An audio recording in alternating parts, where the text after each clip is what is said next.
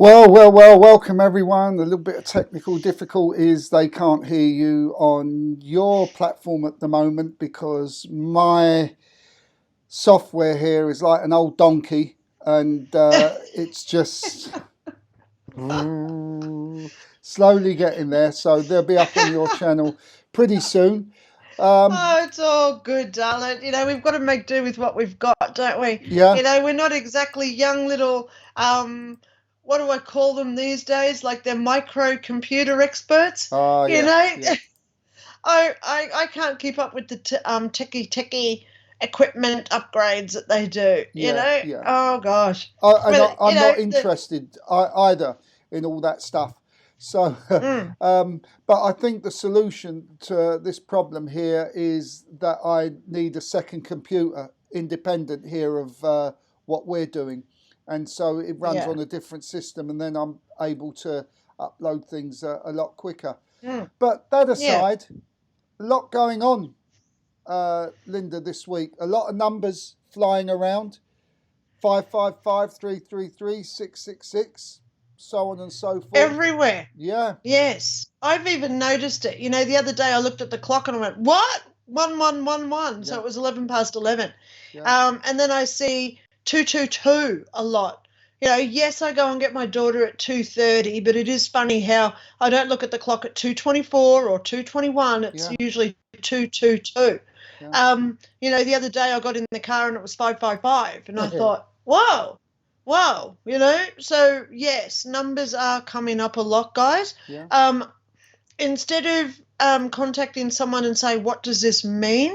It's best if you go onto Google or DuckDuckGo or somewhere and find out yourself. So all you do is, what does 555 mean spiritually? Yeah. So you just throw that into Google and it comes up with all these different options, because then you've got to find the one that's specific to your circumstances, your lifestyle, etc.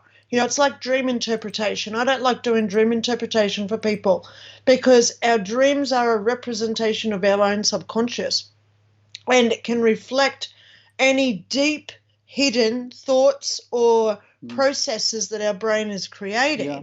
So, you might have a dream about a yellow cat per se, right? Right. Something so out of the normal. So you've got to sit there and analyze for yourself what it means to you personally. Yeah. So it's best to just go onto your search engine and just put in there, what does this mean spiritually? And it does come up, okay? Yeah. Yeah. Don't rely on what other people say, because they don't know your life. They don't know your issues. They don't know any stresses that you may be under. Yeah. Yep. So you've just got to go and find, look within for the answers. That's what I'm actually saying here, guys. Yeah. You find those answers within, and you go with your gut. That's most important. Always use your own intuition. Go with your gut. Yeah. If something doesn't feel right, generally it's not. Yeah. Yeah.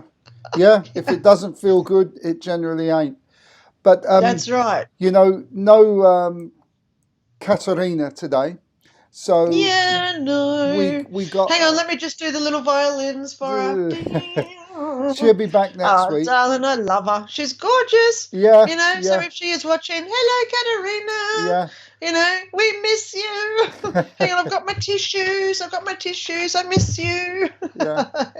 Yeah. Well, Tracy says she's been seeing 11111 and 111 the last few months, and she'll do some research on it. Yeah. Yes. So I did up a little PDF of what the angel numbers mean, but you got to go into a different. It's like your horoscope. There's 50 million people out there who do the daily Pisces horoscope. Yeah. So you've got to find the one that's basically relevant to you, and it's. So you look back and say, right, yesterday was this accurate for me? Yeah. Because then you can say, okay, so this, because we all have different birthdays, we all have different birth times, we all are born under different star patterns, etc., constellations. Yeah. I was born in the morning around 6 o'clock, but even for someone born at 6 p.m. that same day in the same location, it's a totally different horoscope for them because the stars are in a different alignment. So you've got to go and find the best one that is accurate for you. Yeah. So, Tracy, put the 111 into Google. What does 111 mean? And then read all the options and go through the one that's relevant to what you're going through personally. Yeah. Okay? And as, it reminds me, as I had to say to somebody the other day, I may have been born on a Sunday, but it wasn't last Sunday. So, and, they do try. They do try. And the funny thing is, some people try to kid or hoodwink a psychic of over 30 years. It's madness. But that aside... Yeah. Well, darling, that just sounds like what we are going to be leading into today, guys. Something that we haven't really discussed a lot of, but we do talk about it every episode. All right. So, Mike, do you want to tell us what we're going into? Well, yeah, I think this is the business of pareidolia. Pareidolia. And what is pareidolia? Well, Mike and I were just talking off air, guys, and, I'm in a lot of paranormal groups, ghost groups, near-death experience groups, and what I'm noticing, really obviously coming out now is a lot of people are showing photos that are clearly not paranormal. Yeah. I was just telling Mike off air, this guy took a photo of a fence in the middle of the night, and you can see the fence paling, and then 6 foot across is another fence paling, and then more fence. So it had a plank coming up. And he said, oh, my God, it's someone standing there. Look at the head. And I was getting really attacked, pretty attacked by a lot of people, because I said this is pareidolia. And so what is pareidolia? It is when we see objects, especially faces, in objects that simply are not there. Yeah. Okay? Especially fire. If you take a photo of a flame, of like a fire pit or a barbecue where you've got flames coming up, you are guaranteed to get at least one photo in there that looks like a face in the flames. Yeah, there was because one, it's our pareidolia. Yeah, I've got a really good one. It actually looks like a real good face in there. But, we've got to debunk these. So fire is a good one. Then you've got to determine what are orbs, because you've got to remember that cameras only have one focal point, whereas our eyes have two. And when we get past the fact that distance on a camera is very hard to determine, that's why we've got two eyes, because it calculates the distance between an object back to our face. Whereas when you've just got one focal point, it could be 2 inches to 2 kilometres away, because the camera doesn't differentiate it. No. So, then you put into the mix that you may have a light or the sun in the photo, which would then create solar flares on the actual photo. So many people posting photos with these yellow little orbs. I'm sorry, I mean blue, because I am dyslexic, sorry. I get yellow and blue confused, sorry guys. That's just one of my traits. I'm dyslexic. So it's all good, I like it. So they see these little blue orbs and they say, oh, wow, look what I captured. No. It is called a sun flare because it's the reflection of the sun through the lens of the camera and it puts it onto the film. Okay, so, we've got to remember here, guys, to get good paranormal photos, it's extremely rare, okay? It is extremely rare. In all my, I'll go there probably 30 years of taking photos, I've only got 3 really good ghost photos, and it was the same guy on the same night, and I've only got 1 missed, and I've only got 1 orb that I actually say that was an orb. And that's out of taking photos for 30 years. Even my mate Rick, he is the admin of Ghost Hunters of Australia on Facebook. He has only got about 5 photos. and he was going to cemeteries every weekend, probably taking 1,000 photos a week. Yeah. So, you know, and he's only got less than 10 photos. Yeah. So what does that tell you guys? You know, so be discerning. If you do have a photo, send it over to me. My email is linda@lindaray.info. You know, send it over to me. And, you know, as much as I love debunking, please know I have seen so many ghosts, so many orbs, so many myths, etc., that we just don't get on film, by the way. Yeah. But it's not that I don't believe it, because I'd love to see a photo where I say, wow, that is a ghost. You know, that's why I get excited on our show, you know. Well, I'll tell you what, sorry, Linda, might be appropriate time for me that we showed it over a year ago about the, well, it wasn't so much a ghost, it was clearly spirit coming through in the mirror.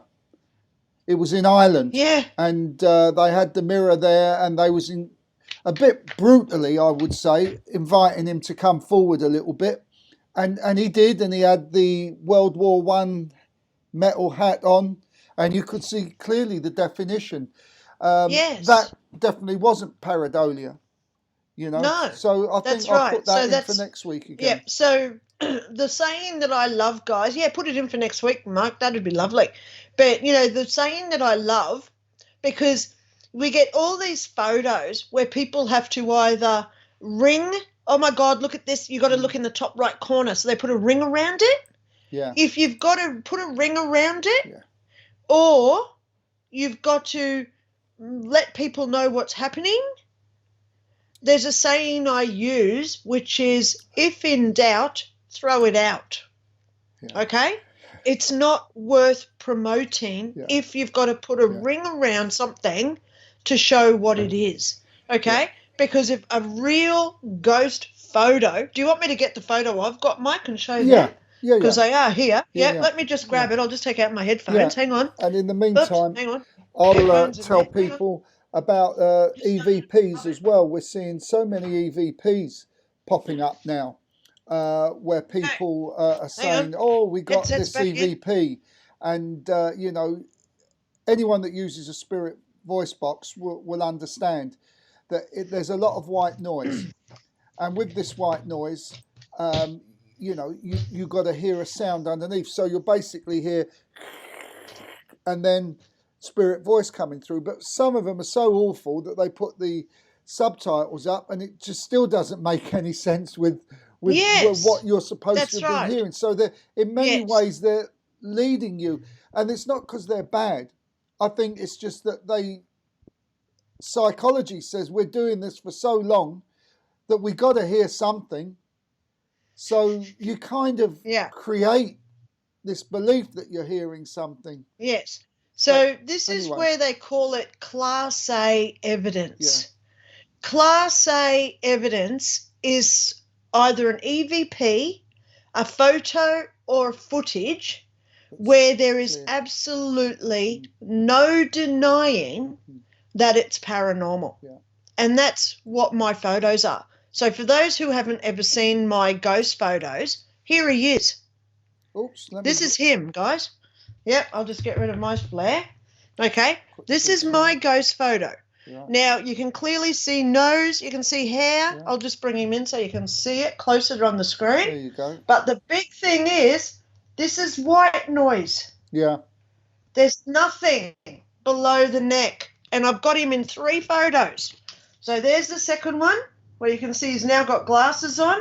But look at all the white noise. Yeah. There's no body. And this one again, he's in 3 photos. Yeah.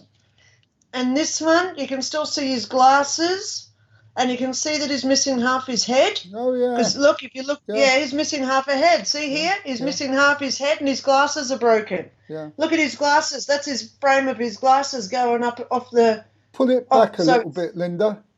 Hold it. Now that's much clearer. See, so you can see his frame of his glasses, and there's the glasses going up there. So he's had a big major head injury, okay? And he's got white noise, no body. Yeah. So he's in 1, 2, whoops, sorry, because it's a reflection. Look at that. He's slightly looking up. Hang on. I'll turn this one off. There you go. Is that any better? Apart Oh, God, now you're getting the reflection. But, yeah, and there he is in the other one. Yeah. Okay? Interesting. So I'm going to use, see the white noise at the bottom? Yeah. So, you know, I've put them into my new ghost book coming out. Oh, gosh. Darling, that's the other thing. Every time I get into this book, I get distracted. Yeah. Either, well, family responsibilities, which I'm not going to talk about on today's show, but there's always something that stops me writing this ghost book. Yeah. You know, I wanted it out 3 months ago and I'm still writing it. So this weekend I've just told myself I'm going to go hibernate with my laptop and I'm just going to write away this weekend because I do want this ghost book out because there is one thing that I have discovered. People have a true interest in the paranormal, which is generally ghosts, okay? But we've got to remember, paranormal is not just ghosts, guys, okay?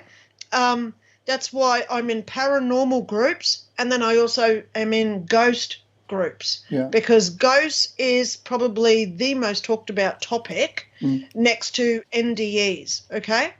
And then you've got your, is this my dead mother coming in from heaven called a spirit type thing. Right. So they're the three. But, you know, then we go into angels. We go into time slips. We can go into all these, what have we got tonight? A classic temporal distortion coming in tonight when we're talking about Tony Wood. Yeah. So, you know, we've got a lot. It encompasses a big, vast field of meta science and meta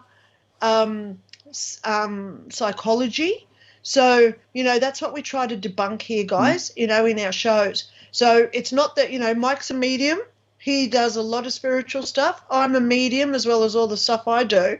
But we're never going to say we don't believe in this because obviously we do believe in it because it happens to us personally. Yeah. And that's what gives us that credibility and integrity. Yeah. Because, you know, there are a lot of ghost hunters, etc. out there, and I will go there, Mike. There's a lot out there who are not psychic. They don't have any gifts at all, but they still go out to the cemeteries on the Saturday night, taking out all their equipment, trying to find something. Yeah. And it's like finding that needle in a haystack. Because that's where you need a psychic because then they say, oh, I can sense something. It's in that room over there. Yeah. So you go over there and do your EVP work and take your photos, you know. But, but good luck to him because, you know, hello. Well, you know, I didn't expect that guy that night. In terms of using electronic equipment at cemeteries, I have been very, very consistent in achieving nothing. Yeah. With electronic but that equipment. Doesn't... that doesn't mean that they're not there. No. Because you've got to remember, this is the big thing, Mike, that people don't remember, is the fact that we can go out to a cemetery 10,000 times and get nothing, and there's 10,000 ghosts all there saying, I don't want to talk to that guy. Keep quiet. I think it's their decision if they come through. I think it's also because I'm not a lover of the spirit box because, as I mentioned, I really dislike the white noise. That's why I've gone back to the trumpet, the old seance trumpet, where there is no white noise. It does help if you have a fan running. For some reason, it acts the same as white noise. I think they like white noise to help, bring in the frequency. But if you use a fan, which for some reason has the same effect, so I'm working back again with the seance trumpet. Well, it's really difficult with one or two people because you need more, but I'm getting there with it. So, well, you know, if I was in Austria, I'd be there, Mike. Yeah. I'd love to do it with you. Yeah. I just want to remind viewers of something else that we watched. Oh, gosh, this is like a year ago. Remember when we had that guy who he was seeing the spirits coming through on his TV, the white noise on his TV? Yeah. And he was setting up the camera. Yeah. And so like at 3:00 in the morning with all it was like Poltergeist, that movie, you know, they're here, you know, and he was taking photos and they'd appear on his TV screen in the white noise. Yeah. My gosh, you know, that's cool. Yeah. You know, I'd love to have a gift like that where they say, hey, just set up your camera tonight, Linda, you're going to catch some really cool stuff. I think if you set the intention then it will happen. And Yeah. I think Well, with EVPs, you don't have to be psychic, just serious and set the intention. absolutely. You know, So, yeah. a lot of people have actually said to me, you know, Linda, you haven't done a ghost investigation in your own house for a while. I might do that this Saturday night. There you go. Okay?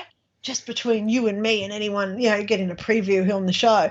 But Do this you, Saturday night I might. Do you do a control? Like put a bit of sand down and a ball on the sand and to see if it moves? That's right. Yeah. Oh, darling, I don't really have to do that in my house because things move around here every day. Yeah.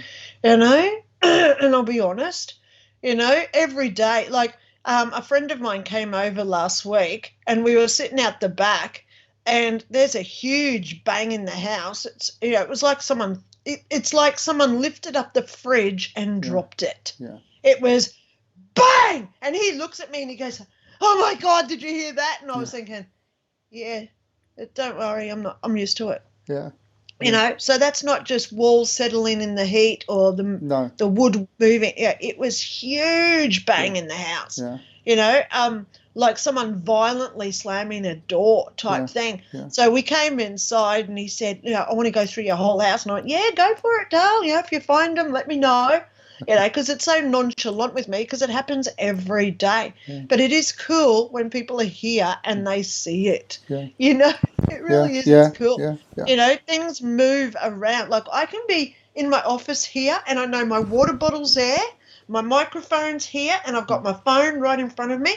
I can go out to the kitchen to get another bottle of water and I'll come in and the microphone's now on that side of my desk. Yeah. That sort of stuff. And you just think, yep, I'll just thank you for moving it, letting me know you're here, because I'm always respectful to them. Yeah. But, stuff moves around in my house every time. I mean, stuff disappears in my house. Something else disappeared the other day, and I haven't seen it ever again since. And I'm getting a bit fed up with it.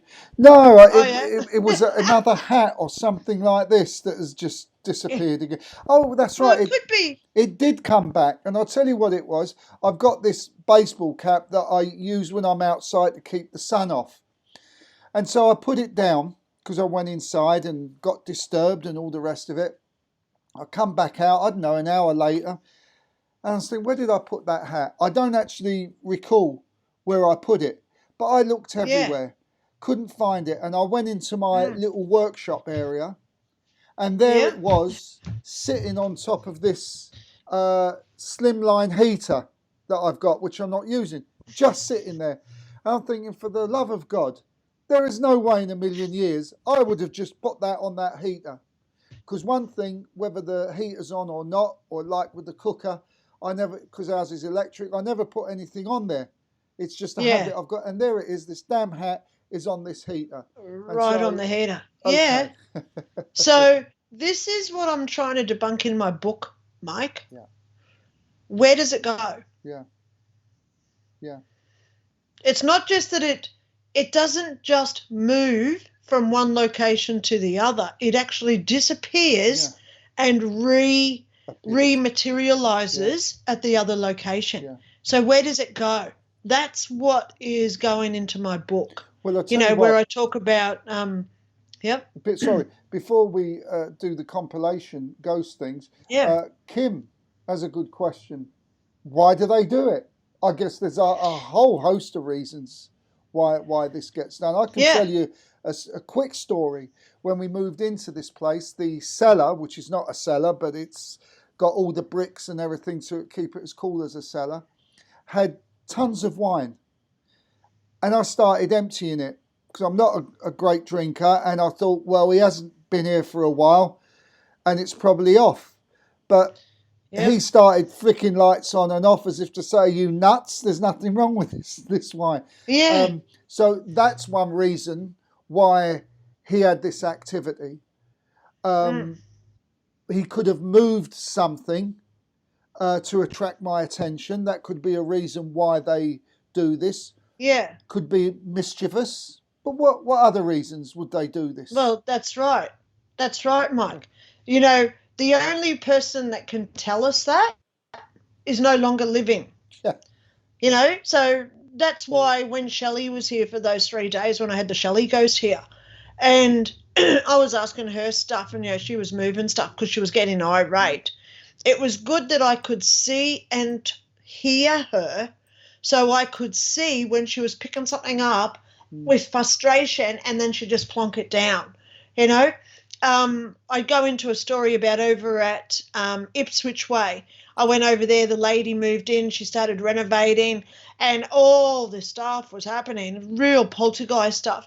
And I went over to the house, I was invited, and there she is, the old lady, still sitting on the front veranda. And as I walk up, she picked up a pot plant and threw it at me. And the lady that I spoke to on the phone, she came out of the front door and said, "Oh, my God, I just saw the pot plant fly at you." And I said, "Yeah, she just picked it up. I saw her doing it." Yeah. She doesn't want me in her house because this is her house. Yeah. How fast did they renovate and then sell the house? Because they couldn't live there because that lady did not want to move out. She did not realize that she was dead because that's the thing about ghosts. They either know they're dead or they don't.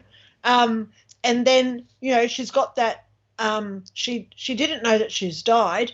So just like the movie The Sixth Sense, she's still hanging out at the house like Bruce Willis was, wondering, in Bruce Willis's scenario, he didn't know why his wife wasn't talking to him anymore. So this woman's still in her house wondering why all these weird people are in there now painting the walls. Yeah. I mean, it kind of reminds me of that story we ran again about a year ago of the couple or the family that bought this house in deepest Tasmania. And as they were driving to their land, they saw this man digging up the potatoes and thinking, what the hell is he doing in our land, digging up potatoes? That's right. But they went off and said they'll deal with it when they come back. They come back, there's no man, no potatoes, no nothing. It's grass. Yeah. Yeah. So they'd, I would actually say that was like a residual thing that they saw, where he's just still out doing his potatoes every day. Yeah. Because, and it is that slip of, hang on, I'm just going to write down the potato story because this is actually a really good one. Okay. Because what happens is because it's not only the spirit, the ghost of the deceased person, but they can bring through other stuff like clothes. That's why they appear in clothes, because it's what they're connected to comes through again. That's why you see old men driving their 34 Dodge Wrangler down the road, the old Ute from 1936, and you get into the car with the ghost. Yeah. And it's a ghost car. Yeah. Because the car is part of that man's energy through that connection. And you get in that car, you'll drive 10 miles to the pub, and you get out and you turn around, there's no car and no man. Well, that was the and then you find the Telly Savalas story. That was the Telly Savalas story. Yeah. That's right. Yeah. Yes. So they can bring through other stuff that they're associated to with them. Yeah. And, it's awesome that they do this. I'm trying to work it out, Mike, and that's why I'm delaying this book, because I want it to be educational, explaining why and how ghosts do what they're doing. It's not just ghost stories like everybody else writes. I want to debunk it with conclusions, because I do like a psychology. What are they suffering from PTSD? Are they suffering from amnesia? Because that happens a lot with ghosts. They have amnesia. So, and then so I do the psychology, and I'm also looking at the science, if there's some sort of time distortion that's happening there. So, it's an interesting book, mate, but every time I write it, I always get distracted, but it's frustrating me. So this weekend I must get into it. Yes. I've got a big day tomorrow and stuff, but we've got to keep going with our show, Dale. It's up to 7:30. Time distortions. We should perhaps finish the show with the time warp, but that's for another situation. Let's run these compilation ghost things and see what everyone makes of it. Here we go. Yep. The footage begins by showing a cat and dog asleep in the lounge room. A few seconds in, another cat comes out from behind the sofa and walks slowly towards the center of the room. It cautiously looks around as if surveying the area for something specific. Suddenly, something terrifying happens. Take a look. As you can see, it appears as though the cat's been thrown into the air by some invisible force. The sleeping animals are awoken by the commotion as the frightened feline begins to hiss and back away from the area. Soon, a third cat appears on camera and all 4 animals head into the back room. Sounds of a terrible commotion can be heard, with little visible except the glowing eyes of the startled pets.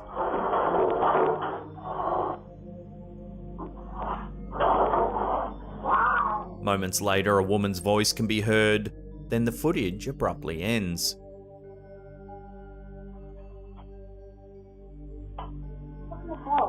He's in fear and runs back inside, closing the door tightly behind them.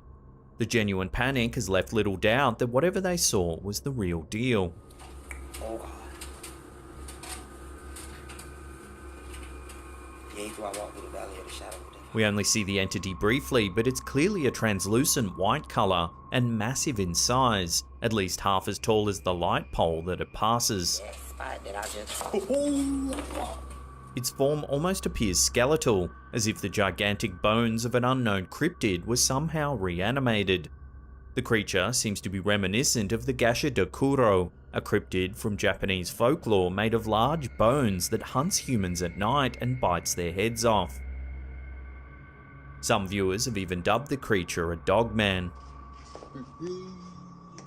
Although it's unclear what creature or entity was captured in this video, the uploader might be wise to heed the advice of their viewers and keep the door tightly closed after dark. What in the is going on around this shit right here? According to Redditor Best of Us, the bar where they work is almost certainly haunted. Staff regularly experience strange things like items being knocked off the wall, or mysterious voices and bangs that don't seem to have a cause. However, this is the first time they've captured any actual ghostly activity on camera. According to the Redditor, they weren't able to finish all of the cleaning when they closed up Saturday night. The place was closed all day Sunday and Monday, so they came in on Monday evening to do the chores. When they headed behind the bar, they were surprised to see 2 tequila bottles on the ground. The bottles definitely weren't there when they left Saturday night, and no one had been in the bar since then. They decided to check out the CCTV footage to search for an explanation. The video shows the back of the bar dimly lit with the night vision camera. At first, everything is as still as you would expect. However, if you closely watch the bottles on the left side of the screen, you'll notice that one of them starts to slowly edge forward. It eventually tips over the edge of the shelf and crashes into another bottle, sending both clattering to the floor.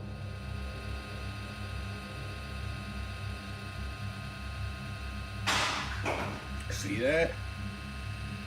If you slow the footage down, there doesn't appear to be any string or anything else attached that could cause the bottles to move.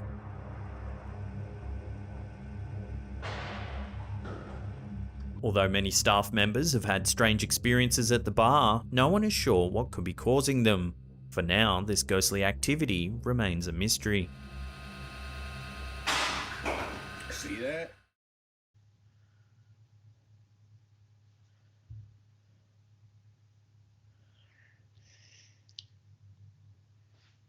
I can't hear you. How's that? There you go. Okay. I can hear you now. What do you reckon? You want? Well, let's start with number 1. Yeah. Cat and dog in the lounge room. Yeah. Cats, for example, we know are very psychic. They're very intuitive, and they don't sleep in the way we do. They're in these 2 dimensions. Obviously, without knowing any more detail, and who said what the hell, it's not clear if that was a living woman or a spirit woman. But I can actually believe this kind of thing. And those actions of a cat are very much the actions of a cat. So it wasn't photoshopped. Now, we're speaking from experience here, guys, because Mike's got 2 cats and I've got a cat, which virtually our 3 cats combined generally do not leave the house.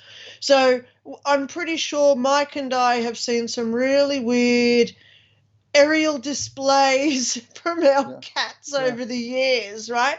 Yeah. A cat can be just sitting there and then instantly,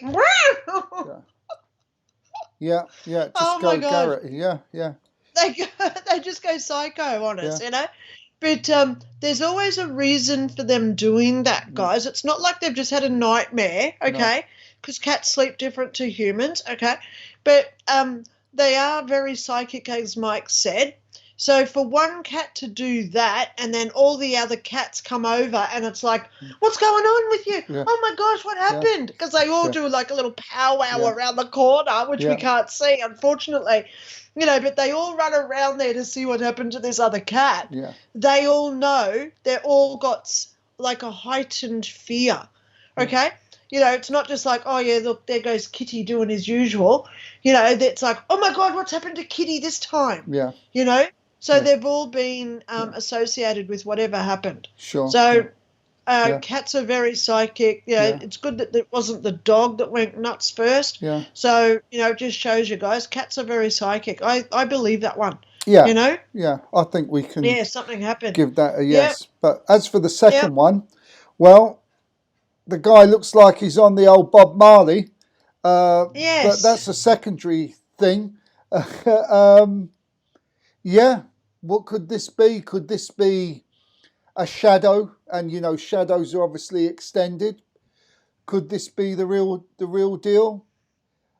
I don't have really anything to go on other than seeing it at face value. And I'm pretty sure these type of life forms, I hate to use that word creature, but these life forms do exist somewhere. I have to totally believe because I have seen things that don't come rationally with what I know lives on this planet. Yeah. That's all I'm going to say.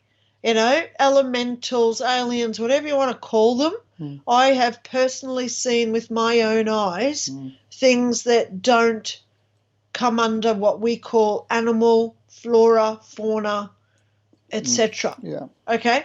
So this thing, what I did when I was watching it, I actually did slow it down. Right. And as it's nearly at the pole, when you slow it down, you can actually see that there are two legs with a torso type thing. Yeah. So it's weird is all I'm going to say. Yeah. Because the big thing that I don't like, Mike, is the fact, why is that guy standing there with his phone? Yeah. Filming it. Yeah. You know? Yeah. Again, why is it? Because the camera's moving. Yeah. You know, you can tell that there's something going on with the cat one because, you know, hello, if you've got cats, you're always filming your cat. So I can understand why she's got and she probably saw them doing something before that. Yeah. But this second guy he's just shooting out into the darkness and he gets his body apparition coming across. Yeah. Why was he filming? Did he hear something? Yeah, I want to hear that backstory. Why was he holding the phone there filming it? You know what I mean? Yeah. Because it would add more value to whether it's paranormal or not. Yeah. But it looks paranormal. Okay, I will go there. It looks it's a good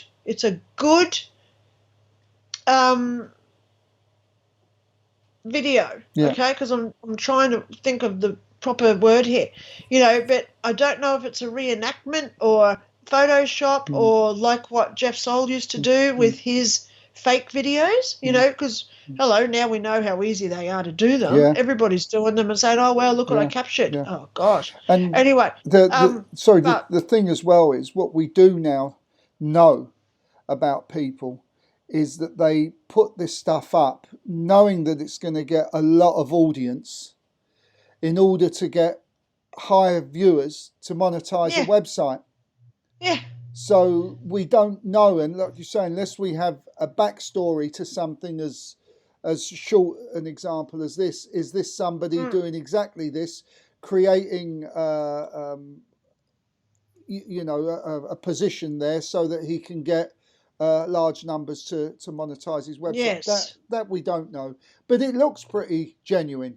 Apart from why is that damn camera there? It does look genuine. Yeah. You know, I've seen so many ghosts where they're half materialized and they have all these little wispy things coming out of the back of them. Yeah. You know, if you've watched the movie Poltergeist by Stephen King with Heather O'Rourke in it, the little girl, they're here, when they're all coming down the staircase and they've got all that wispy stuff coming out of them, I've seen that, okay, because it's a form of manifestation. Okay, so it looks real to me, you know. Yeah. I'm not saying whether it is or not, but it looks real. Looks so real, there you go. That's the best we can do with it. And what about the last one? I'll tell you my thing here. The position of the camera. Now, if they've put it there because it's happened before, but the position of the camera, there doesn't appear to be a cash register there. Or anything that's... Or a door. So... To see anyone coming in. Yeah, so it's actually just focusing down on nothing of any importance. That's exactly right. That's exactly my term too. And I've also got an issue with the word poltergeist. Yeah. Because I've seen poltergeist activity with my own eyes, where 15 cupboards open at once and 14 plates are flying around the room. I've personally seen that. That is true poltergeist. And, you know, one little bottle falling off a shelf, that's not a poltergeist. No. Okay? They just can make everything in the house move at the same time. So why was the camera in where the camera was? Yeah. And, you know, it did move like a ghost would do it. You know, I've seen it where it just goes bip, bip, bip, smash. But at the end of the day, why was the camera there? Yeah. Unless it was, as we say, because it's happened before. You know, if you compare it to, let's compare it to the video of the bar last week that we had. You can see the front door. You can see the bench where all the alcohol was. You can see the cash register. You can see around the bench where the workers would be. That is true footage of a security camera because it's showing access points and the cash register, etc. This one, it's got none of that in it. You know, so why? But it was still a good little piece of video. Yeah. You know, I like it how it just goes whoop, and that little white thing, like a little piece of paper or something, falls down. You know, which could be part of the string. It was on the string. Okay. But I liked it though. You know, it makes us think and it makes us, you know, debunk it. Yeah. Well, just for the record, poltergeist, German word for lively spirit. That's what it translates to. That's right. So, my friend Susie's watching us too, by the way. Yeah. Hey, Suze. Yeah. There you go. She says, "Hey, sister." Yeah. Yeah. Okay. It's all good. So, where are we off to next? We're going off to the old time slip. I like love it, love it, love it, love it. No spoiler alert. Love it. We'll run it. Let's go and watch it. And talk about it after. Here we go. I was in the grocery store with my daughter doing some shopping. We were down the canned chili aisle. While walking by the chili to the left, I mentioned to my daughter that it was too bad that nobody in the house liked to eat chili dogs. She replied, "Yuck, Mom. Hot dogs are gross." I said, "Okay, well, we do need some canned corn." So I looked above the aisle to read the sign above the aisles and noticed canned vegetables were in the next aisle to the right. So we walked, and we got to the end of the aisle and we turned right.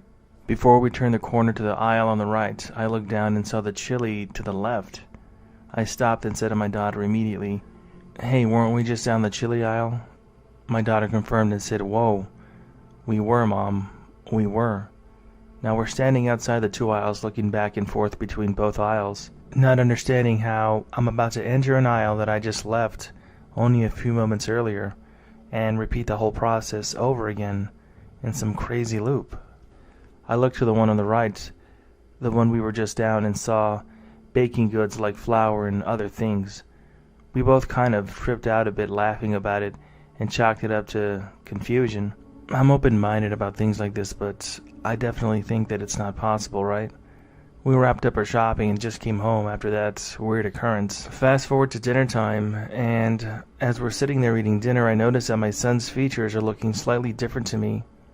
I keep saying how he looks just slightly older, kind of like when you send a kid to camp for a week and when you see them, You notice that they've aged just a wee bit from the last time that you saw them. I asked my husband if he thought that it was possible for a person to notice the moment the slightest aging happens in a child. We're pretty open-minded in our house and like to entertain conversations that don't fall in line with societal standards. I think it's fun that our family thinks for itself. At some point, a while later, my daughter said, "Mom, tell them what happened at the store." I told them the story about the aisles at the grocery store, and my husband, being lovable and weird, said, "I think you experienced a glitch in the Matrix. Maybe my old wife is gone and that's why our son looks different to you." I laughed it off because I always like to see the rational side in things, and also thought that he was mostly joking. So he posted about it online. I have no idea what really happened at the store, to be honest with you, and had my daughter not been there to experience this with me, I might actually think that I, in fact, do have a mental illness, as some people have commented on my husband's post. You know, I've always thought about that, Linda. If you do one of these glitches, what happens to the old wife? Like the Mandela effect. Where the hell does the old wife go? And is another me with the old wife? I mean, this is an enormous subject. But I understand that when you say someone's aged. And not because, you know, you haven't seen them. I mean, I haven't been back to London for 2 years. Of course, people are going to be different. The last time people saw me in London, my hair wasn't as grey or as long. It doesn't mean that.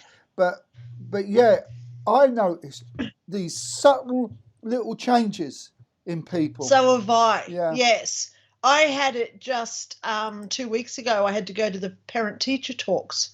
There was a teacher there, and I actually looked at him because he's aged about, I'd say, 3 to 5 years. Yeah. And I only saw him like 2 weeks before that. Yeah.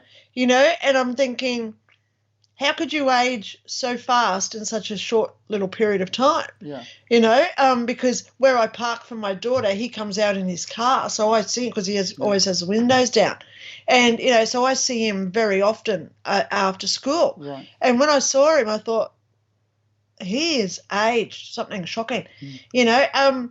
But the thing that really is intriguing me here, like our one that we did last week with the girls in the car, where they went wherever, this one had witnesses. Yeah.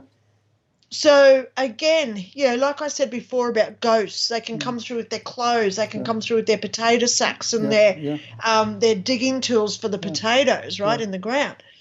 This is where we've also got the daughter, or was it the mother who came through on the daughter's trip, or was it the daughter that went on the mother's trip?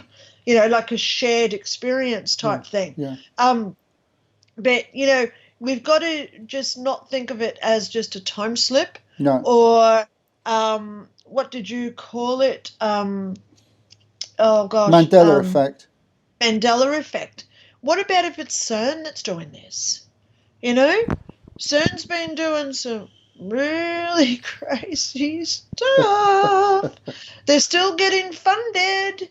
So they don't get funded if they're not doing stuff, you know. So how do we know what they're doing over in Switzerland? Yeah. You know, when we talk about the Matrix and slipping, you know, I remember a time last year, Mike, I was a day ahead of myself for 3 weeks. For 3 weeks, today would have been Thursday. Yeah. And when I went to bed on like what I was calling the Thursday night, I could remember everything that happened on the Thursday, even though it was really Wednesday and I was waking up to Thursday, but it was now Friday. Yeah.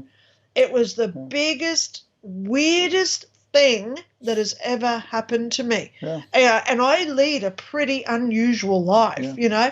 It takes a lot to freak me out, but I was writing stuff down saying, oh, my God, at 2 o'clock this happened and at 4 o'clock this happened. And I only tested it once and I stopped writing stuff down because it was so accurate. Right. You know, but I didn't get lotto numbers. You know, that was a real not good thing about it. They never give us lotto numbers, or, you know, lottery, you know. Yeah. But, you know, like shows on TV. I was putting on the TV and I'm sitting there thinking, I watched this yesterday. Yeah. And then I thought, hang on, no, because it is yesterday. It is tomorrow, yesterday, today. So now it did blow me away a little bit, you know. But that was only last year I had that. And, you know, but how do we know what is happening? Is it the energy from the aliens coming down and it's their frequency that's attaching to ours? Is it the solar flares going on at the moment? Is it the fact that there's always a comet or Mercury in retrograde or something else doing it, you know? We're always kept out of that loop. You know, there's got to be somebody who knows about this stuff, you know. I know that there are certain 3-letter agencies and all they do is search out on YouTube, BitChute, Rumble, Telegram and all the other social medias. All they look for is stories where people have had weird stuff happen to them, you know. Yeah. Yeah. So I mean, it is logged. It is logged what happens. I've had a few days where, you know, I thought it was Saturday and it was Friday and all of that. But here's something that used to happen to me when I was in London a lot, and I used to drive. I would be driving along, and all of a sudden, I mean, I'm going home and I know where I am, but I say to myself, how the hell did I get here? I just don't remember going from here to here. Now, that's okay if you're walking, but when you're driving, and if you're not in that clear... Now, that used to happen to me a lot. I used to live up at Kalanga and driving down to see my ex-family, my husband's family. They used to live at South Brisbane. Okay. So it was a 40-minute drive. And I left their house one night at 8:30 and I honestly have no recollection at all of getting home. Yeah. And when I got home, this was the weirdest thing. It was only 15 minutes later. Yeah. And it was a 40-minute drive up to Kalanga from South Brisbane.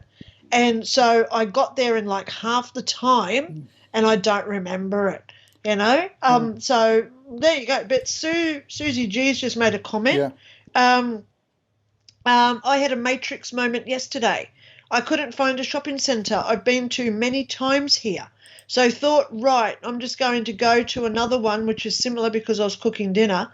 Then when I arrived at the Night Owl, as I walked in and I had to get my glasses out of my bag and I walked right past my friend, I drove past 30 minutes earlier. I could not find, even the GPS didn't take me to the shopping centre. Absolutely trippy. Funny how I ended up at the same shops as my friend. I was getting ingredients to cook and she was getting wine to have with dinner. So, you know, here we go again. Yeah. You know, two people have ended up at the same place, but you just don't know how you got there. Yeah. It's, you know, and did she, okay, let's just go there, Sue. Okay, this is a trippy, right? Let's go on a little trippy for you. You somehow, whether it's your higher angels, your higher gods, your higher self, whatever you want to call it, they knew that your friend was going to that shop, so they have deliberately distorted you, so you go into a different time zone where you go there and meet that person. So you both get this, you know, oh, you get the wine and I'll get the dinner type stuff, you know.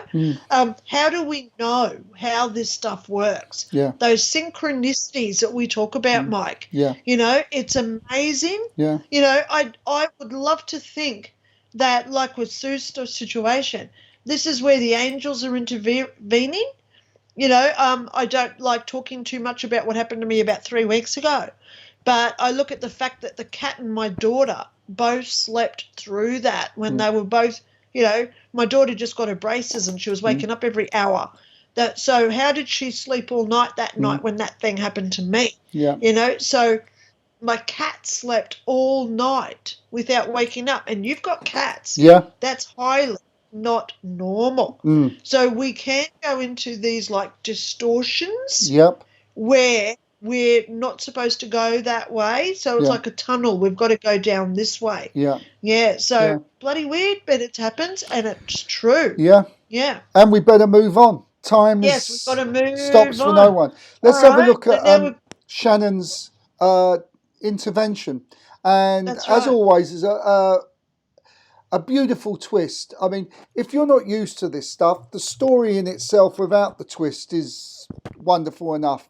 If you're used to these stories, you might say, well, yeah, that's a good story, but it's not as one of the greats. But the twist at the end is just amazing.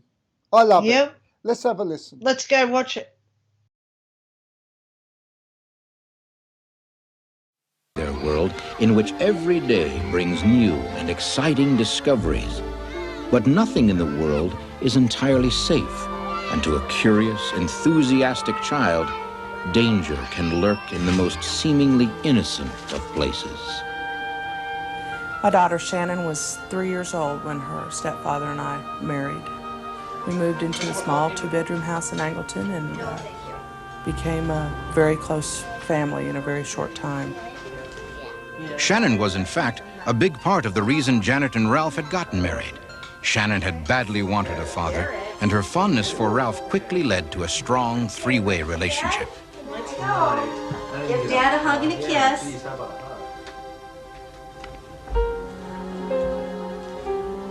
Ralph had commented many times on how lucky he was to have 2 such fine young ladies to love. But something was going to happen on this particular night. Something that none of them would ever be able to fully explain. One evening, I put Shannon to bed at her usual time, and shortly thereafter, David and I went to bed. I checked on her before we went to bed, and everything seemed fine.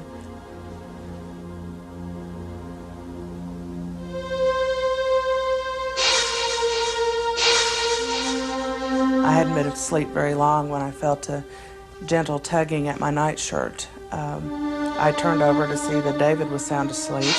The tugging became more intense, and all of a sudden I was out of the bed and I was being physically pushed from behind. Whatever it was that kept her going knew exactly where she was supposed to go.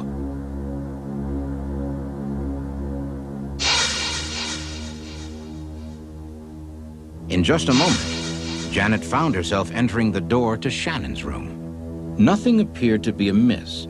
Shannon seemed to be sleeping comfortably, but another firm push caused Janet to take a second look. It took Janet only a moment to realize that the mini blind was now open. The cord had been an entertaining plaything for little Shannon, but it had become a potentially deadly noose. I discovered that she had the mini blind cord wrapped several times around her neck, and her breathing was impaired. I immediately unwrapped the cord from her neck, and she began to cry and breathe normally, so I knew that she was okay. Shannon quickly recovered. Janet had arrived just in time. Another few seconds, and the little girl would have strangled in her sleep. She was crying, of course, obviously upset. I sat at the edge of the bed and held her and comforted her until she stopped crying and could go back to sleep. I, at that point, of course, went and got a pair of scissors, cut the mini blind cord where she couldn't play with it again during the night. When I knew she was okay, I sat at the edge of the bed, wondering what compelled me to be there and how I had gotten to her bedside. Janet decided not to mention the incident to anyone, since she could not explain it herself. But the mystery was about to grow yet deeper. So, who was that lady in the room last night? The next morning, she started asking me questions about the events of the night before. One of her questions was, who was that lady in the room with you last night? I was startled for a moment, and I asked her, what do you mean, what lady? And she said, the lady standing behind you. At that moment, I questioned her, who was the lady, or what did the lady look like? Did she look like your grandma's? Did she look like anyone you knew? And she said no, that she just knew that the lady was there to help us. Janet was never able to give Shannon an answer. She had not seen anyone else anywhere in the house, but she had certainly felt a presence, the powerful, life-saving presence of a miracle. Half the miracle is accepting what's happened to you into your life and accepting it as a miracle. I know that since this occurrence, there's been a peace and a tranquility and a renewed faith in the good of the universe. I love the twist. I love the twist. So, and children are obviously more susceptible to this seeing spirit. I know as a child, and I must have been that age and a little bit older. Yeah, I was seeing them left, right, and centre, and couldn't tell the difference, to be quite honest, between human and spirit, until good old Catholic mum and dad knocked it out of me. Oh my! But there you go. Are we like related, you and me? I'm sure we are some days, Mike. You know, because we've had very similar. Yeah. You know, we look at people like you and me who have been doing this virtually all our lives, right? Our families generally don't agree with it. But then when you've got a situation where it's a one-off event, it's almost like they needed to be made aware that there's more out there than what there is. Yeah. You know, you look at your family, I look at my family. They know that we do what we do. Yeah. Whether they agree, disagree, or just flick it into the too hard basket. Yeah. At the end of the day, they know that we're doing something. Yeah. And it scares them. You know, we've got to remember here, a lot of people are scared by this stuff. You know, they can't comprehend it. You know, their whole brain just goes, cannot compute. So that's where we've got to be understanding, compassionate, compassionate is a big one, and also patient. Yeah. Because, you know, unless they have an experience like this woman where she's virtually pushed into the bedroom, you know, they're never going to believe what happens to somebody else until it happens to themselves. They have to have the experience themselves. That's very clear. Yeah. And actually, Linda, even then, some people would be in denial. And there are a lot. There are a lot, Mike. Yeah. But the ones who do come out and talk about them, you can tell that's in their life path. Yeah. Because it's generally, there's been some sort of transformation in their lives after it occurred. Yeah. Yeah. The ones who deny it stay on the same path and they don't change their behaviours, their outlooks, their beliefs, etc. But those that do have one where they say, oh, my God, I just had this experience, they're the ones, they start doing things that they would never have done before. Yeah. You know, and it's usually good things that they start doing because they've woken up to it. You know, it's that veil is now gone and they start, you know, living what they experienced. Yeah. You know, so, you know, we can't judge why others don't change. I mean, you know? I've before we move on, I just want to make a comment about what's happening in and around now. There's something happening called the light of resurrection, where the spirit world and the galactics are bringing in a frequency that allow us to manifest an experience we had as a child, or even, I don't know, a year ago. So what was that called? The light of? The light of resurrection. And it's specifically designed to bring back something into your life rather than something new. Because at this time, with all the confusion, I think what they're trying to do is to bring back a loving experience that takes you out of this 3D fear, self-limiting belief into the 5D infinite possibilities, which we're heading for. Come hell or high water, we're getting there. Yeah. So there's this thing called the light of resurrection, and so you're able to manifest an experience you've already had. So that's something for people to think about. That's right. So exactly. Yeah. They're just subtly doing all these angelic actions all over the planet. It's whether we are open and willing to receive the messages or whether we ignore it and cast it off as, oh, yeah, that was nothing. Yeah. You know, how many times do we go past a feather and, you know, they're throwing feathers at us and, you know, every day you'll see a feather and you just think, oh, yeah, another feather. God, there must be birds here somewhere. Yeah. But it's not until we pick up one feather and we say, wow, this is a message. I'll go and research what this color of this feather represents. Yeah. And then the feathers stop because they know we've now received the message. Yeah. You know, so it is gorgeous. You know, it is gorgeous for those who do. We're open to receiving what they're doing. Yeah. Yes. Okay. It's all good. Good. Okay, so next one on our list Anishi. is Anishi, the visitation of her father. Lovely little story just to slide us into the very emotional Tony Wood NDE. So let's let's the go Tony there, Woody. Dale. Let's listen to Anishi. 2 days after my 20th birthday, my father passed away, and that was the biggest spiritual experience for me ever. Of course, at first I was shocked, I was devastated, I was like, why, what's happening? And I was praying and really sad for a while, and I really was praying that I could get one last hug from my dad. I was a daddy's girl, obviously. So I really, it was a big thing for me. And then he came to a dream, like a few months later, he came to a dream for me. Suddenly in that dream, I was in a room full of light. And I was looking at immediately when it just appeared there, it's almost like the dream, it was like I was suddenly there. And I'm looking at the walls and everything, and I have to remember every single detail of this room. This is something important. I didn't know where I was, but it just felt important.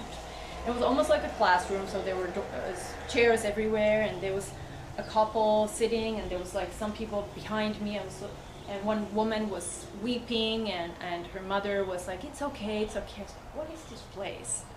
And then there was a door, and it opened, and there was a bright light on the other side, like brighter than the light room where I was. I was in a kind of like a yellowish light, and it was like white, brilliant light on the other side. And then my dad walked in, and I've never seen him so happy, so smiling, so free, so light, so without any worry, and just so healthy. And he came and he sat next to me and started asking questions. You know, we talked. He asked about my life and how it's been, and he asked about my brothers and how's everybody, and you know, just talking about our life, and he didn't say too much about what he's doing there, but I just got the feeling that he's really having a time of his life. And then we danced and spent time. It felt like it was the whole night that this dream felt like very long. So we talked for hours. It felt. I don't know how it was, but it just felt like we spent a lot of time. And then at the end, you know, he went back to he waved and went back to the great light. And as I woke up in the morning, I felt like, wow, I had actually been there somewhere, wherever that there is. I had been there, and it felt very special, and it felt like that was all the proof I needed that there is a beautiful life after death, that there's so much light, and it was just incredible, a life-changing experience for me. I had believed in spiritual things before that, but that's when it became real for me. I think we've got to remember that there's different types of dreams. Some dreams are always analysing the day's events, and that's all it is. But there are other dreams which are actually astral travel, and when you get used to this and you can differentiate between an analysis of the day's events and you're actually out of your body and in that astral state, it becomes very, very clear, and with an open mind you can't dispute that, okay, my body's in bed but I'm out there. It's That's right. very, very clear. Yes. Yeah. You know, I don't like dreams when you wake up and you're walking around your house, you're doing stuff, and then you wake up again. Yeah. And I have a lot of those. Yeah. you know, and I get up and I think, oh yeah, I'll just go out. I start the kettle because whenever I have a sleep, I like having either a coffee or a tea. My honey hot water, I should call it. You know, even the cat can be walking around. You think, oh yeah, I've got to feed you. You know, feed the cat, and then you wake up again and you think, what? Yeah. You know, so we do astral travel a lot, especially when we're asleep. Yeah. We can train ourselves to do this, guys. You know, and also we've got to remember too, spirits, when they come back to visit us, that's an easy platform for them to use when we're in our subconscious state, because the energy is more aligned than it being so sabotaged and compromised by this three-dimensional world. Then you've also got, like the night John Bon Jovi came to my dreams and told me to stop talking about him. You just can't forget old Bon Jovi, can you? Oh, darling, well, it's very unforgettable. But, you know, for him to come to me in my dream and say, look, I'm married, leave me alone. I woke up in this, oh, my God, you know, type state. And I thought, how often have I been going to him for him to have to come back to me? You know what I mean? Yeah. Where I've just You're not a stalker, him. Linda. You're a stalker. And just remember, this is the guy who I did something to his butt cheeks too when he kissed me. So there is a story. So we do have that connection because we've made physical contact, him and I. So it is easier for me to go to him than to say Matthew McConaughey or Brad Pitt, you know, because I've never seen those people, you know. So you all we have to do is just touch someone, and we've got that energetic connection with them, with their aura, and you know we can connect with them at any other point. But you know, other people just randomize and go here, there, and everywhere in their dreams, you know. So. It does help if you've got a connection, especially if it's someone that's not bad looking. But, you know, getting back to this lady with her dad, of course she's got this huge connection with her dad. So it's easy for him. Did she actually say whether he was deceased or whether he was still alive? No, deceased. Because I get he is deceased, you know, because I missed that bit. But, you know, even people who are alive, we can still do that with. You know, how many times do we say, oh, my God, I've been thinking about my friend all day, and then the next day they ring us, you know? Or you dream about someone, and the next day they ring you. And you think, man, I haven't spoken to you in 6 months, but it's funny, I just dreamt about you last night. Because it's our subconscious, you know, and we can never define the science behind how this works because the subconscious is just so infinite of scientific theories. You know, so there is a way that we do it, but we've just got to find it within our own innate being, which is our natural being. You know, some people obtain it, other people don't. It's like some people can connect with, as a medium, they can connect with deceased parents, etc. Other people see auras, and then other people see spirit guides. If you're lucky like me, you do all three. You know, but it's just interesting who gets a mixed bag of what abilities at the end of the day. And I always say to people, don't rush them. If you do want gifts, all we got to do is ask for it, but don't rush it, guys. Don't have expectations because it will happen when it's meant to happen. Okay? So we've got to get on to our next video, darling. Tony Woody. Tony Woody, the very emotional and beautiful NDE. I love listening to this one. Let's have a listen. Let's go. And so we take off for a 12-hour flight. We get in the air, get to about 10,000 feet, and we have a malfunction on number one engine, which is the left outboard engine. When you make a emergency landing and declare an emergency landing, they will have fire trucks or emergency fire equipment right on the side of the runway. And they'll sit at an angle, and as you go by, they'll pull in and go behind you. And then the next two, as you go further down, are pulling behind them. And so there's always somebody that's right there in case something goes wrong and they need you. You need them in a hurry. And usually that's a good thing, right? Having them right there ready. Not that day. I do not believe how much can go through your mind in about 3 seconds. when you think that's all you got left. And my son and my wife and my family and I instantly knew what all mattered most. And I was about to lose it all. And I was terrified.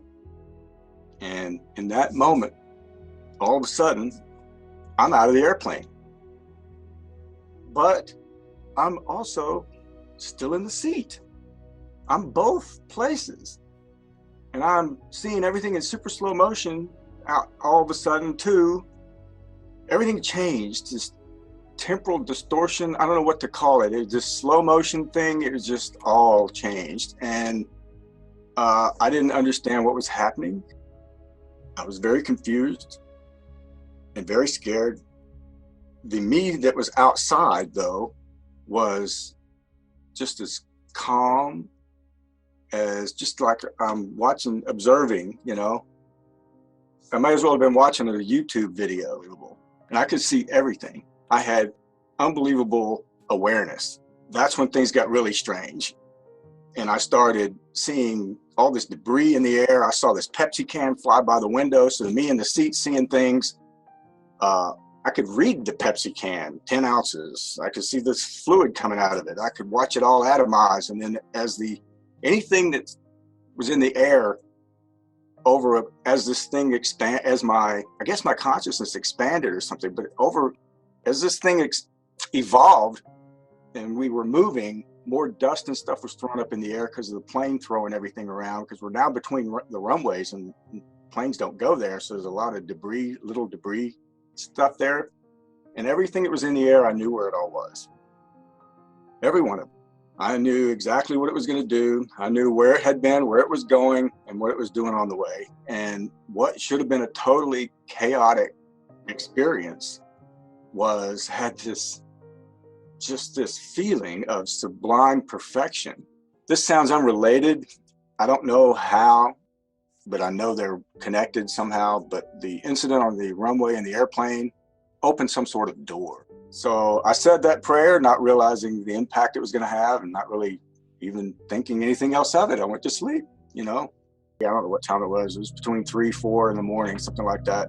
And it's instantaneous. The next thing I know, it's just like that. Boom, I'm now in a black void with the liquid molten golden white light right in front of me. And it's awesome.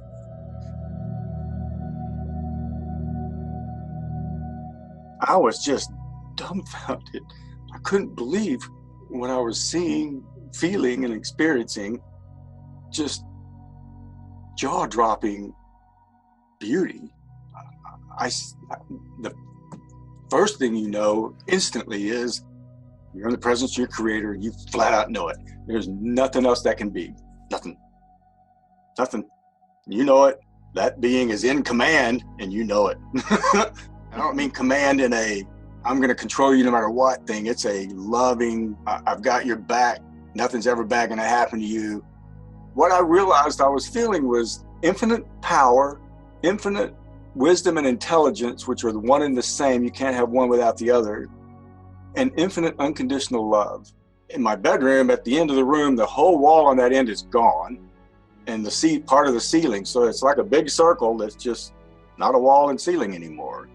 And God's in my bedroom, and I couldn't believe it. And the moment I realized that and recognized it, all shrunk down in about a 2.5 second maneuver. And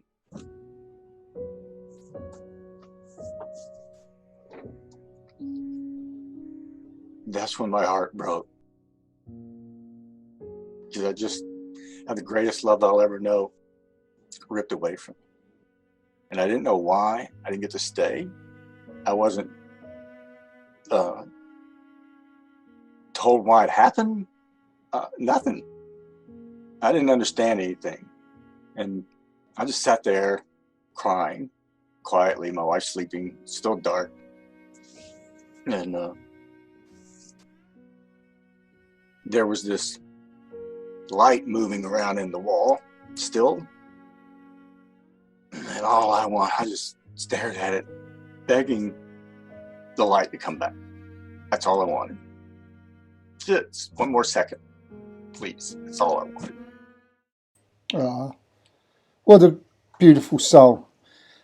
And isn't it? Yeah, I mean, it's you know, he sounds like he got a bum rap there. You know, all he wanted was the light, and it was the rug pulled from under his feet. Clearly, he's got some other work to do here. It does actually make me wonder that here is a military man that goes into the military with the expectation that at some point you're going to perhaps be in a battle or be in a live area or on a MASH unit or something. And, you know, you must be aware of the consequence of your action, that you may at some point have to kill someone. Yeah. And yet here he is now having this experience, and the two just don't go together. No. The earthly experience and now the NDE are just two different worlds.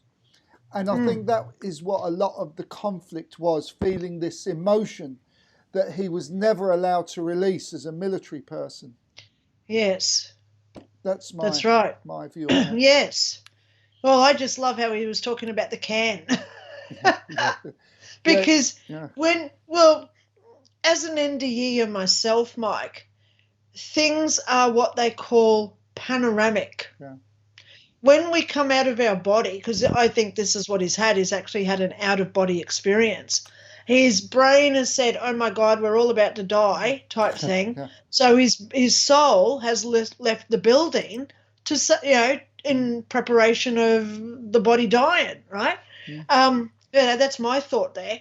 But when he was, he could still see himself inside the plane as well as outside.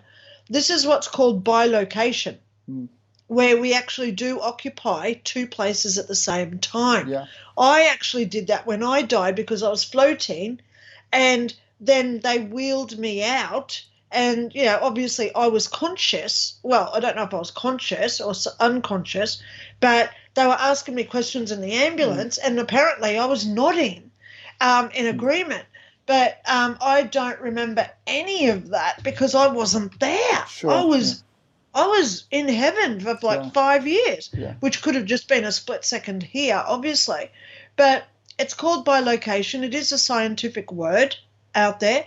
You know, it's when one object interfaces. That's all I can call it, interface.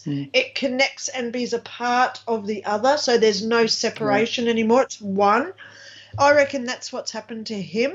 And in that out-of-body experience is like seeing all the debris, and he knew where it all was, because that's heaven. When we're in heaven, we know where every single thing is because we're all part of it. So what an honor that this guy had, you know.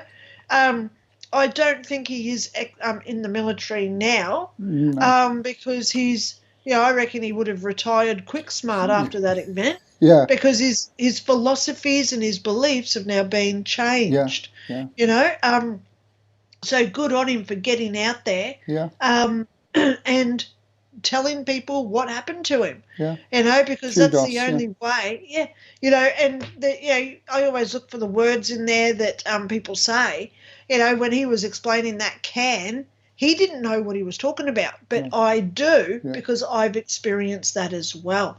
So I know it happened. I know it's true because of just him just saying it the way he did. I could read the can as it's whizzing past him. Yeah. You know, whizzing past him would have been probably 350 miles per hour, like a plane flies, or however fast they fly, you know. But it wouldn't have just been, oh, yeah, look, COLA for cola. Yeah, it would have just been gone in a flash, but we still see it. Yeah, so I like that one. Anyway, Mike, better finish off with old Kim Russo giving a reading. An emotional reading, but worth showing to the people. So here we go. Yeah. I I was just told something so shocking, it brought me to tears. It happened when I sat down with 2 of my Inside Edition colleagues to get a reading from Kim Russo, who calls herself the Happy Medium. I didn't start communicating with the spirit world until my late 20s.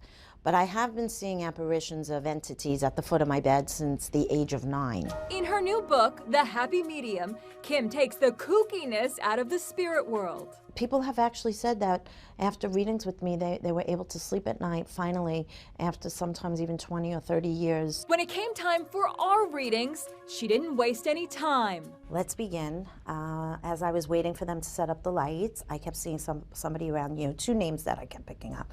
First name is Connie. My mother. Living? Yes. Okay. Somebody's calling out to Connie. I think it's Rose. Is that a connection to you? Yes. How does Rose connect to Connie, though? My mother's aunt. She's very close with her. When you sleep, your soul travels so much. So do you know when you feel like you're falling? You're falling? Oh my God, yeah. Is that shocking you? Yeah, because I did it last night. Usually you like get to a cliff and then just, I feel like I'm falling, then I wake up. Does the name Jean or Gina mean anything to you guys? Jean was my grandma. She's here. And what about that shocking news she told me? There's this little soul of a girl hanging around you, and she can't. No, I'm okay. She's calling you mommy already. I know it may sound odd to you, but maybe not, because it seems to be resonating with you at this point. And she was right. I hadn't yet told anyone here at Inside Edition, but I am, in fact, pregnant. And it's a girl. So, was it just luck or something else? I was one of those people that thought it was a little hooky and kooky many years ago. And if I didn't do this work, I don't know that I'd believe it.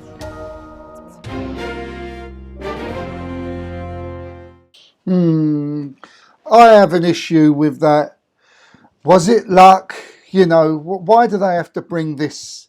So when you see the whole reading, it isn't luck. The girl knows her stuff. Very, very clear. She's the real deal there. But and I would have hoped actually that off air they would have said, "Do you want me to say everything I've got?" Yes. You know, because maybe the presenter there wouldn't want everyone to know if she was pregnant. Yes, that's right. Yeah. Yes. So that's all. Wow. Kim Russo. Yeah. The happy medium. I love her. Yeah. Good on her, darling. You know, she's out there spreading the word. She's not making it scary by calling herself the happy medium. Yeah. You know, so because a lot of people do get scared and frightened by this. You know what we do. So if there's anything I do want to leave you with tonight, guys, we've got enough fear tactics occurring on our planet at this point. If you are interested in this type of paranormal phenomenon, Mike and I, we would love to hear from you. Yeah. Come on our show. You can either do a video or just email us. My email's linda@lindaray.info. In fact, I'll put it on as a comment. But, you know, come on over and get the word out there that there is more to this world than what we do get from our governments and corporations, etc. You know, we have the abilities to create within ourselves, and this is the time for us to shine that, guys. We can no longer stand in the fear and the darkness of the shadows created by those in authority. This is our time to shine out and to emit the love that we hold within to everybody else on the planet, and let them know that everyone is not alone here, and that the things can improve far greater than we've ever known in our future. Okay? Yeah. So there you go. And I'm just going to type my email as a comment now. Absolutely become reality. And as the planetary vibration speeds up, it's much easier for us to manifest. And so it's important now to really show clear intention of what we want. And unfortunately, in that respect, it's the same for when we get into that fearful talk. It manifests it quicker.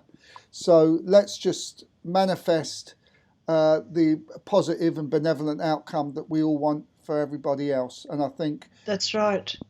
Where all systems go on that. So that's right. We'll Yes, leave it there, that's Linda? right.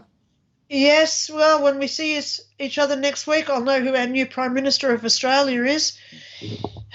We're having our election this weekend. Mike Dundee, is he standing for office? Oh, darling, I'd vote for him any day over the options that we've got. Yeah. You know, but it's all the sheep are still going to vote for the big parties. You know, we've got to get rid of all of them. You know, everyone, you know, there's too much Off with their stuff. heads. There's too much not nice stuff happening, and it's time for it to be ended. Yeah. You know, the messages I get every week, get out there, spread love, spread compassion and understanding to everybody. So don't hate, guys, because that's the word I really don't like. I despise the word hate. I don't like using it. Don't hate anybody. No. Show them compassion. Yeah. Be understanding that they're only doing what they're told to do, because once you get into that power of government, they're told, they're puppets. You know, they know what they have to do because it's been drilled down their throats with consequences if they don't do it. So they're just as scared as we are at this point, guys, okay? Because the truth is coming out and it's starting to really fall apart. Like in my tarot last week that I did on YouTube, I got the Tower card. Things are crumbling. There is destruction. And the higher you are, the more you fall. Yeah. You know? So raise your vibrations up. Stay true to yourself. Love everything. Appreciate, respect, and most of all, be gracious of the love of God. Yeah. And emit it to everybody else. Yeah. Be happy to everybody. Yeah. Because we don't know what they're going through. Yeah. Okay? Yeah. Yep. I hope you all have a great week. Yep. That's it from me. I'm off. Love you, Mike. Where are you off to? I'm off to the equivalent to Builder's Depot. I've got to get some earth for plant me chilies. Well, I'm off to the land of the fairies because it's time for me to go to bed. Yep. But first I'm going Love to your have work, lunch. Mike. Yep. All right, See guys. you, everyone. See you all next week. Take Bye. care. Bye.